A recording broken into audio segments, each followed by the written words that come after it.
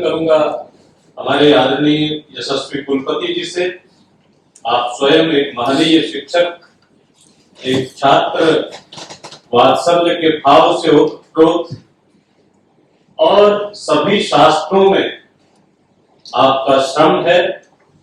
ऐसे महनीय शिक्षक हमारे कुलपति हुए हैं और हमारे परिवार के मुखिया हैं।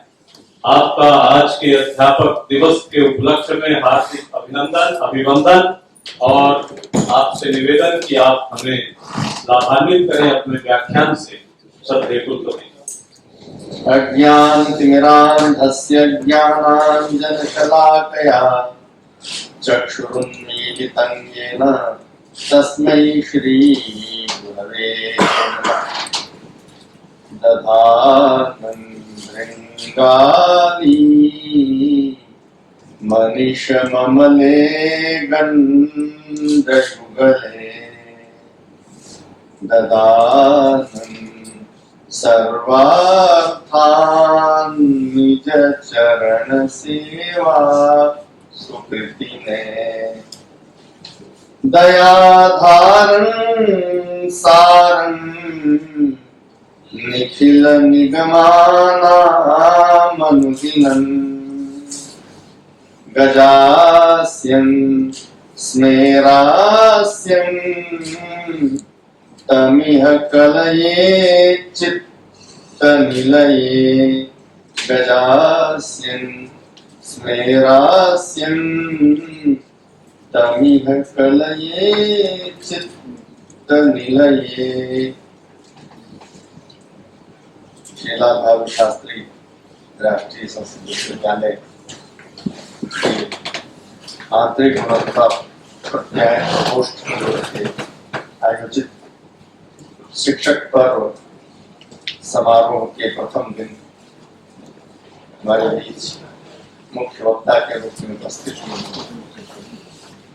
जवाहरलाल नेहरू विश्वविद्यालय के संस्कृत एवं प्राच्य विद्या संस्थान के पूर्व निदेशक एवं वर्तमान आचार्य हमारे अत्यंत श्रेष्ठ अनुज प्रोफेसर संतोष कुमार शुक्ल जी और उसी विश्वविद्यालय के उपस्थित सहाचार्य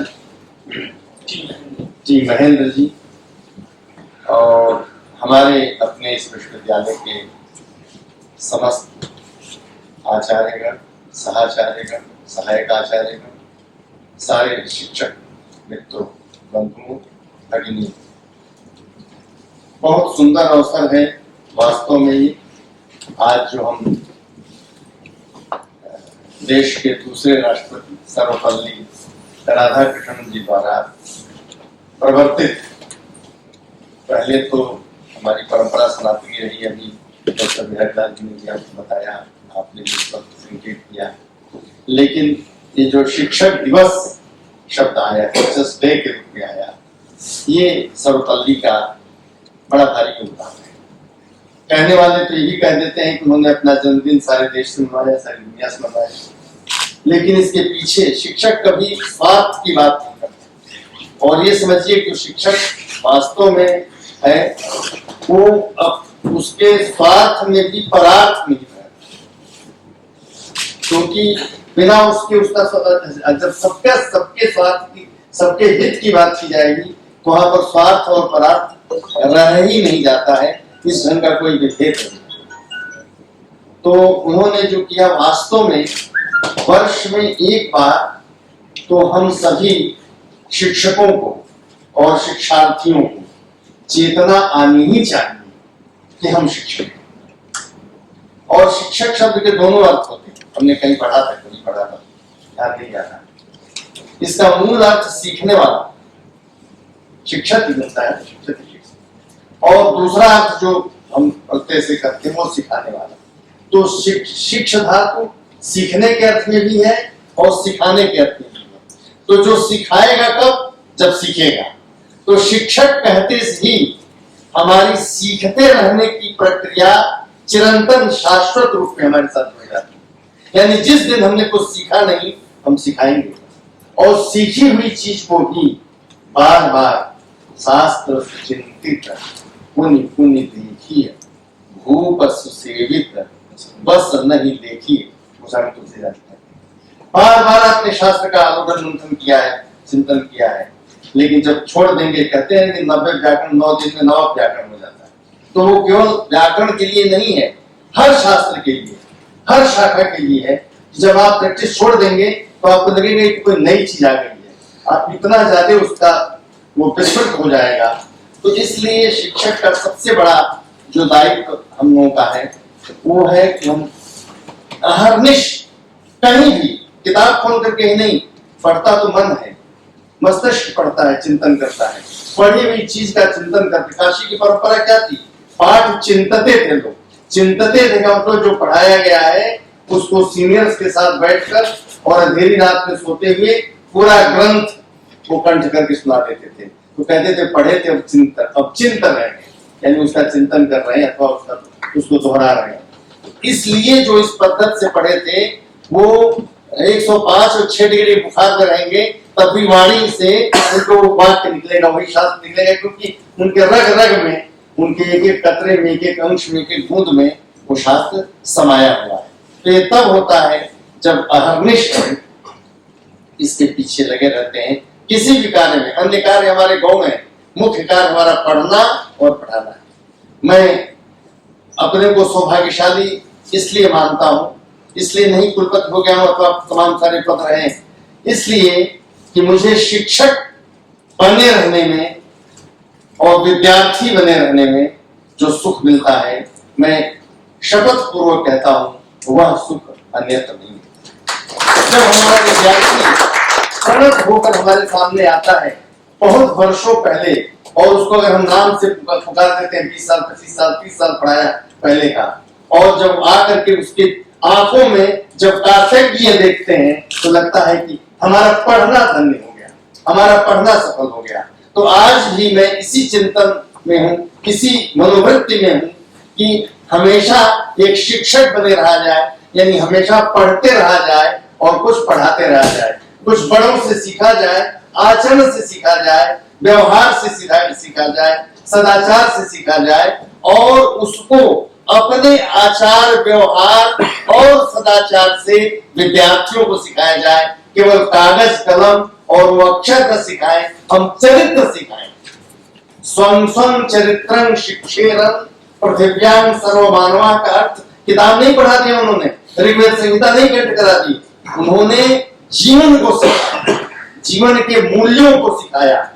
इसकी भित्ति कहाँ है, इसकी पृष्ठभूमि क्या है, उस पृष्ठभूमि को उन्होंने पुष्ट किया, मजबूत किया, ताकतवर किया। इसलिए वो शिक्षक सर्वमान्य होता है। और सर्वपल्ली जिन्होंने आज का ये शिक्षक दिवस प्रादुर्भूत किया, प्रवर्तित किया, वो आजीवन शिक्षक, वो कहते भी थे उपराष्ट्रपति रहे 10 वर्षों तक, उसके बाद 5 वर्षों तक राष्ट्रपति रहे, लेकिन उनके तमाम उल्लेखों में आता है कि उनको शिक्षक बनने का गौरव था। यह गौरव मित्रों हम सब में होना चाहिए।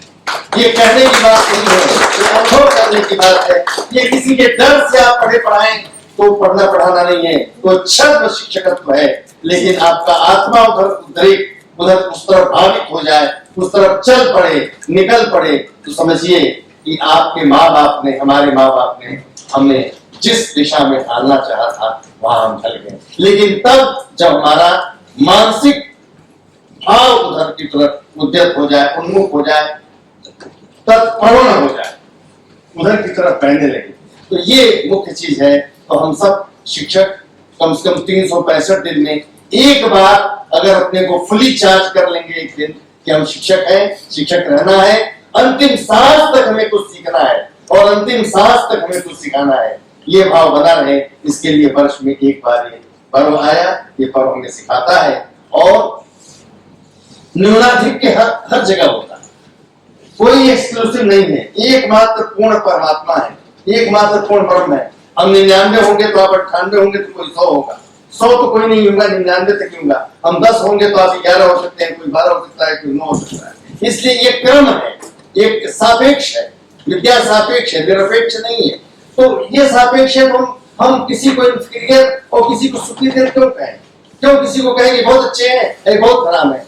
अपने आंतरिक गुणों का उन्होंने जितना विकास किया है उतने में वो भी पूर्ण है, और हमने अपने आंतरिक गुणों का जितना विकास किया है उसमें हम भी पूर्ण है। तो इस अहमन्यता भी इससे नहीं आएगी, इससे हमको आत्मलाभ होगा, सेल्फ सेटिस्फेक्शन होगा, आत्मदोष होगा, और आत्मदोष होने के बाद भी जब हम पढ़ेंगे, जब हम काम करेंगे, वो काम हमारा हर जगह अच्छा होगा। ये जरूर प्रयास करें एक शिक्षक होने के नाते कि अपनी जानी गई चीज को जितना जानते हैं उससे भी पढ़कर हम संक्रांत करने में समर्थ। कालिदास की उक्ति सब जानते हैं, स्मरण में दिला रहा हूँ, श्लिष्टा क्रिया कस्य सिद्धार्थ संस्था संक्रांतिरन्यस्य विशेष युक्ता यस्यो भयं साधु सशिक्षकानां त्वरित प्रतिष्ठा पैतव्येव। ये मानदंड जो मनीषा पूर्व ने बनाई कि हमको, हमारे में से कुछ तो बड़े विद्वान होते हैं, मैंने अपने जीवन में बहुत बड़े बड़े विद्वानों को देखा है, संयोग से संपर्क में रहा है, लेकिन वो पढ़ा नहीं सकते। वो उस विद्या को जितना विद्या का गौरव उनके पास था, उसको कुछ पूछिए तो बता देंगे, लेकिन कहिए कि जरा पंक्ति पढ़ा दीजिए तो कंफ्यूज कर देंगे। नाम नहीं लूंगा, वो लोग नहीं है, हमने कई लोगों के साथ संपर्क, लेकिन विद्वत्ता अगाध अथाह, ग्रंथ का ग्रंथ, कोई पुस्तक खोलने की आवश्यकता नहीं है, जहां से कहीं वहां। और उनसे जब आप चर्चा करने जाइए और कोई विशेष बात पूछ दीजिए कि कैसे होगा, ये ऐसे होगा, वो बहुत सही बताएंगे, लेकिन कुछ पढ़ने जाएंगे तो पढ़ने में पंक्ति कहीं और रह जाएगी, वो कहीं और बैठ जाएगी। तो ये चीजें देखी गई हैं, और कुछ ऐसे लोगों को भी हमने देखा है अपने जीवन में जो बहुत बड़े विद्वान तो नहीं है, लेकिन कुशल शिक्षक। विद्यार्थी किसके पीछे गुरु गंतव्य का क्या मतलब है, जो हमारे इष्ट का श्रुति में आया है, गुरु गंतव्य। तो गुरु गंतव्य का तात्पर्य है कि गुरु के पीछे पीछे चलते रहो, भगाता रहे, फिर भी चलो, भगाता रहे, अंत में आपके अनुगमनात् प्रीतो गुरु विद्यां दास्यति। उसके बाद से जब बहुत अरे नहीं मानेगा, ये पढ़ के ही रहेगा। और सुब्रमण्यम स्वामी की कथा काशी भेजी है, उनके पास फुर्सत नहीं कि किसी को वेदांत पढ़ना था, तो कहे भैया हमारे पास एक ही टाइम है, हम बीएचयू से गंगा स्नान करने जाते हैं, उस टाइम में तुमको पढ़ना हो तो पढ़ लो। तो कहे हम पढ़ेंगे, तो नंगे पांव जाते थे स्नान करने, तो उस जाने और आने में ये गुरु है। ये गुरुता हमें आ जाए, ये भाव हमें आ जाए कि अगर कोई विद्यार्थी हमसे कुछ पूछता है तो तब तक हमें चैन ना आए, भले कोई जरूरी नहीं कि हम सत्य उत्तर दे दें, हम बड़ी विनम्रता के साथ उससे कह सकते हैं कि देखो इस समय मुझे स्मृति पत्र में नहीं आ रहा है, इस समय विषय तैयार नहीं है, तब तुमको हम तैयार करके इस विषय को अवश्य बताएंगे। और जब तक उसको हम विषय को बता न दें, जब तक उसको उपस्थापित न कर दें, तब तक मुझे नींद न आए, मुझे भूख न लगे, मुझे प्यास न लगे, समझिए उस दिन कि आप गुरु की पदवी पर पहुंचने लायक हो गए। तो कहते हैं कि आत्मसंस्था उनके पास है, लेकिन वो पता नहीं पा रहे हैं, संक्रांत नहीं कर पा रहे हैं। और दूसरे प्रकार के हैं संक्रांत रण्य से विशेष, और दूसरे की अर्जन वाली तो उतनी क्षमता नहीं है कि अर्जित ज्यादा किया हो, लेकिन विशेष युक्ता संक्रांति, उसकी संक्रांत कम्युनिकेशन जो है, उसका इम्पार्टिंग ऑफ द नॉलेज जो है, वो उसका बहुत इफेक्टिव है, बहुत मजबूत है, ताकतवर है। तो ये दो हो गए। तो कालिदास कहते हैं लेकिन दोनों में अच्छा कौन है, जो बहुत जाने कुछ न बता पाए, अथवा जो कम जाने और बहुत बता पाए।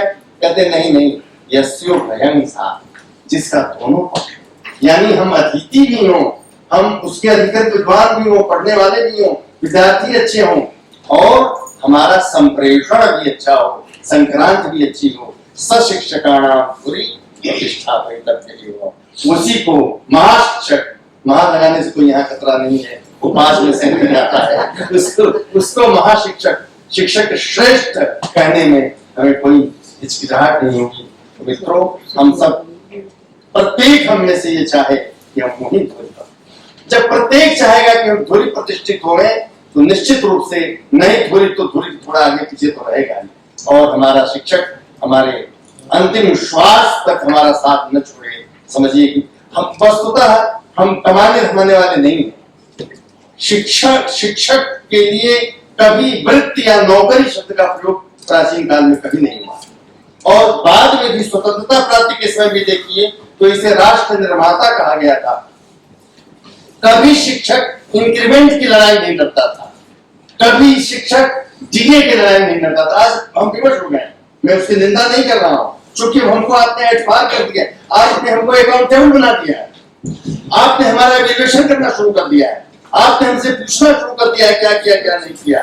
तो इसलिए हमारा भी तब पकड़ने का, ठीक है हमको ये पद दीजिए, हमारे पद क्या है, हमारी ड्यूटीज क्या है, ये बात दोनों तरफ से होती है। लेकिन जिस समय अभी जिनकी चर्चा संतोष जी भी कर रहे थे, अपना खिलाफ विद्यार्थी, और आज भी बड़ा सुकून मिलता है जब विद्यार्थी हम लोग के घर आते हैं और भोजन का समय होता है, पहले भोजन करके जाओ और हमारे साथ अपने से बांट के खिलाओ, तो वो विद्यार्थी पढ़ेगा, उसमें ही पढ़ो, उसमें भी कुछ विद्या, एक शिक्षा तो नहीं होगी, अतिथि आए हुए को आपको खिलाना यही विद्या है, उसको भोजन करा के भोजन करो।